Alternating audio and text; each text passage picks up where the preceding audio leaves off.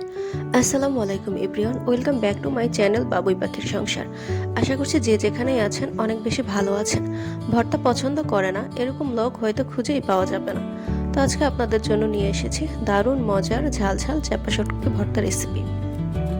মাঝে মধ্যে অনেকের মুখে স্বাদ একদমই থাকে না, মাছ মাংস কোনো কিছুই খেতে ভালো লাগে না।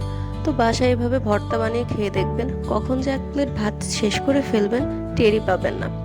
তো এখানে ভিডিওর মাধ্যমে আমি প্রয়োজনীয় উপকরণগুলো দেখিয়ে দিচ্ছি, আপনারা চাইলে এই উপকরণগুলো কম বেশি করে নিতে পারবেন।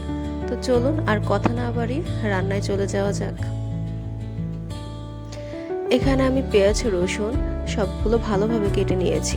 কড়াইতে তেল গরম করতে দিয়ে এর মধ্যে দিয়ে নিয়েছি 5-6টি শুকনো মরিচ।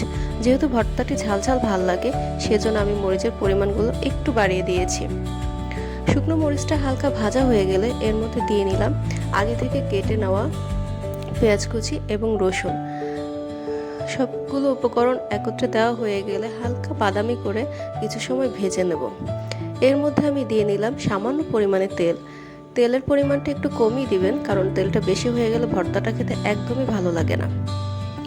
সবগুলো উপকরণ হালকা বাদামি করে ভেজে নেওয়া হয়ে গেলে আমি এর মধ্যে দিয়ে নিব পরিষ্কার করে রাখা 4-5টি শুটকি। অবশ্যই শুটকিটা একটু ভালো মানের নেবেন। শুটকিটা ভালো হলে ভর্তার গ্রানটা খুবই সুন্দর আসে এবং খেতেও ভালো লাগে।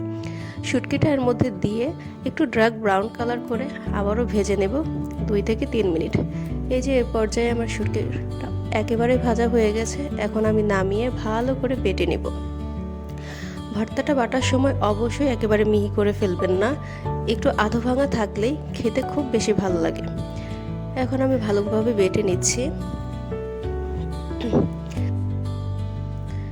এই তো আমার ভর্তাটা প্রায় হয়ে যাওয়ার পথে। ভর্তাটা এরকম আধো ভাঙা থাকবে, এই পর্যায়ে আপনারা বাটাটা স্টপ করে দিবেন। তো এই তো আমার ভর্তাটা একদমই তৈরি হয়ে গেছে।